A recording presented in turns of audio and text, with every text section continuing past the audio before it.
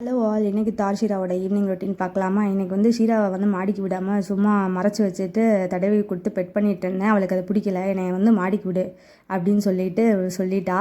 போயிட்டு மாடியை சுற்றி அடிச்சுட்டு இப்போ வந்து பெட் பண்ணேன் அப்படின்ற மாதிரி சொல்கிறா பாருங்க. இப்போ பெட் பண்ணுன்னு சொல்லிகிட்டே இருக்கும்போதே இவர் வந்துடுறாரு. இவருக்கு பொசசிவ் ஆயிடுது. மம்மி அவளெல்லாம் ஒன்றும் செய்யாத, என்னைய பெட் பண்ணு. இப்போ பாருங்கள், மாற்றி மாற்றி இப்படி தாங்க இந்த பெட் பண்ணுறதுல மட்டும் பொசசிவ் ஆகிட்டே இருப்பாங்க. இப்போ ஷீரா வந்து என் ஹஸ்பண்ட்லாம் இருந்தாருன்னா என்னையெல்லாம் மதிக்கவே மாட்டா.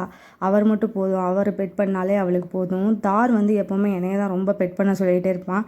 அவள் வந்து அவரோட செல்லம், இவன் வந்து என்னோட செல்லம். அந்த மாதிரி தான் வீட்டில் இருக்கும். அப்புறமேட்டு மாடியில் வந்து காக்கா போது பாருடா அப்படின்ற மாதிரிலாம் சொன்னால் ரொம்ப பிடிக்கும். அதெல்லாம் நல்லா பார்ப்பான். இது வந்து கொக்கு கூட்டம் தான். ஆனால் அவனை பொறுத்த வரைக்கும் என்னடா காக்கா இவ்வளோ பறக்குது, நம்ம வாயில் எதுவும் அகப்படாமல் ஓடுதே அப்படின்ற மாதிரி. அவனுக்கு காக்கா சுத்தமாக பிடிக்கவே பிடிக்காது. குருவி அந்த மைனா வந்து சாப்பிட்ற சாப்பாடெல்லாம் அக்செப்ட் பண்ணிடுவான்.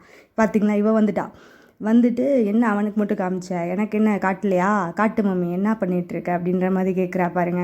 இந்த மாதிரி தான் இவங்க 2 பேரும் பொசசிவ் ஆவாங்க. ஷீரா வந்து பாருங்களேன், இவன் தார மாடிக்கு வந்தா அவன் வந்து பீஸ்ஃபுல்லாக நடந்து வாக்கிங் போகணும். இந்த மாதிரி நம்ம என்ன சுற்றி நடக்கிறத பார்க்கணும், காக்கா குருவியெல்லாம் பொறுமையாக பார்க்கணும், அதை விரட்டணும், அந்த மாதிரி தான் அவனோட மைண்ட் இருக்கும். ஆனால் இவ இருக்காளே, சுற்றி என்ன நடக்குதுலாம் பார்க்காத, என் கூட விளையாட வாடா, கடிச்சு அவனை விளையாட கூப்பிட்டுட்டே இருப்பாங்க. அவனை வந்து துரத்தி ஒரு நிமிஷம் கூட அவனை வந்து ரெஸ்ட் எடுக்கவே விட மாட்டா.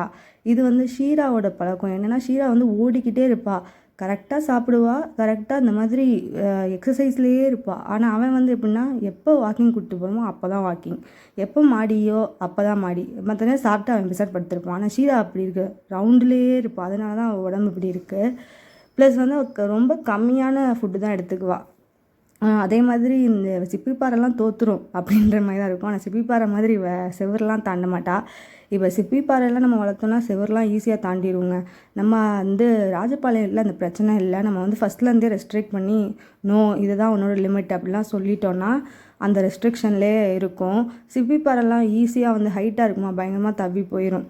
அதனால நம்ம அதை வந்து பார்த்துக்கணும். இவங்களை பொறுத்த வரைக்கும் நம்ம சின்ன வயசுலேருந்தே இதுதான் உன்னோட லிமிட்டு அப்படின்ற மாதிரி நம்ம கண்ட்ரோல் பண்ணி வளர்க்க ஆரம்பிக்கணும்.